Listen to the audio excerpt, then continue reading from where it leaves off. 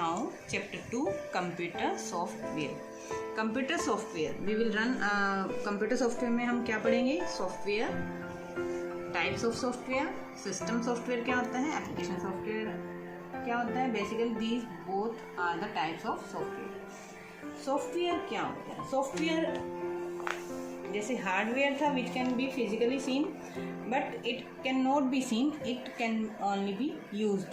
एक तरह से ये ऐसा वर्किंग प्रोग्राम होता है जिसमें कंप्यूटर जो है एक पर्टिकुलर वे में काम करता है. The program working in the computer are known as software. जिस प्रोग्राम में कंप्यूटर में जो प्रोग्राम वर्क करता है उसको सॉफ्टवेयर बोलते हैं. A set of instruction for a particular work given to a computer is called a programme.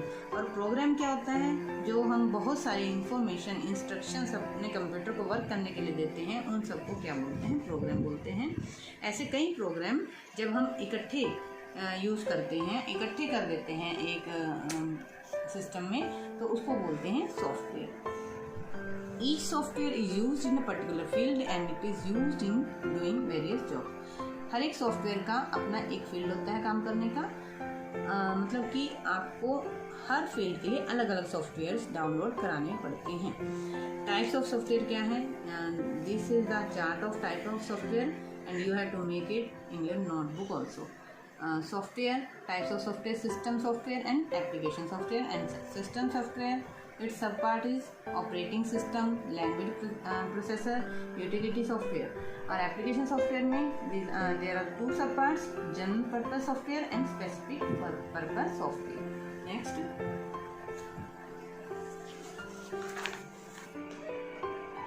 every time I say that I will teach you every lesson in brief and you will read it in deep. Okay. System software. System software controls all the internal operations of a computer. System software क्या करता है? Computer के जो अपने operations हैं उनको control करता है. इसमें ये बड़े सारे प्रोग्राम का एक कलेक्शन है जो ऑपरेट करने के काम आता है.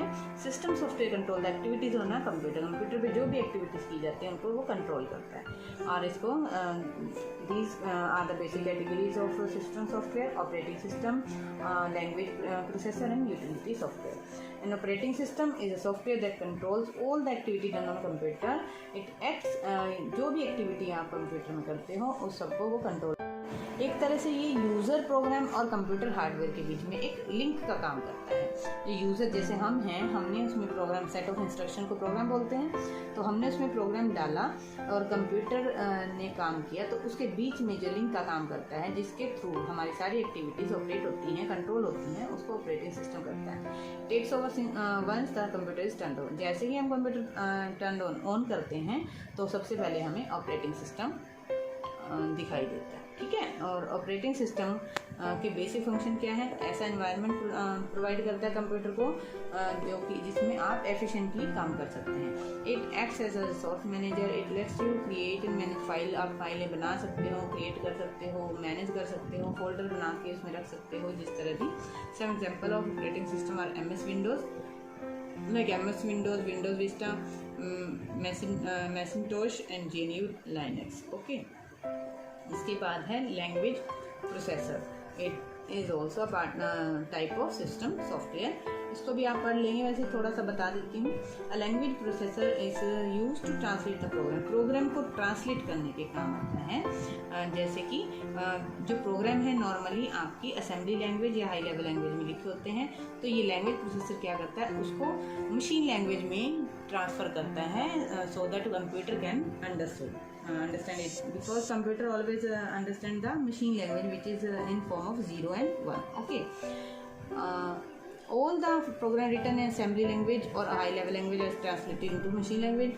Okay. Following are the three main language translator. Normally जो है 3 लैंग्वेज का ट्रांसलेटर मतलब प्रोसेसर काम करता है: इंटरप्रेटर, कंपाइलर, असेंबलर.